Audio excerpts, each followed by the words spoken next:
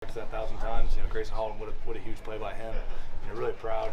Our defense did a phenomenal job, and just overall great team win. Once they got that first, had the punt, and y'all had them backed up on that final minute, what were you telling the defense when you went to the field? This is that moment.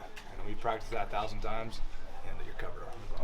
We practiced that moment 1,000 times. It's just like practice. We try to simulate those situations, those pressure moments, and just what it comes down to. For y'all to be able to pull this out when the team wasn't at its full best, what does that say about where this team needs to go in this going forward? Yeah, it's week 2. Obviously you're going to continue to make improvements. We're not where we want to be, and we know that. I think the defense had a lot of mistakes that we got to clean up. Myself included. I think I tackled terribly. I was very disappointed in myself. Obviously that's something I just got to continue to work on. Do a few more live periods throughout practice, and just continue to keep that strength up.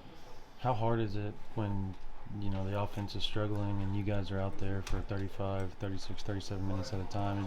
Does it start to wear on you guys a little bit? Absolutely not. If we're going to be the defense that we said we want to be, we have to be ready for those moments. We have to have those broad shoulders to take on stuff like that. Defense wins championships, and that's what we're prepared to do. If that comes down to it, that's what it is. But there's going to be times where we're going to struggle, and we have full faith in the offense that they're going to have our backs. That's what it's a team sport. It's complementary football, and thankfully we just came on top.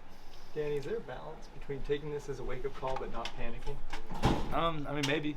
Obviously, in college football, there's a lot of teams, you saw this week that couldn't get a win, and so you got to take a win as a win. Obviously, we know we have to improve, like I said before.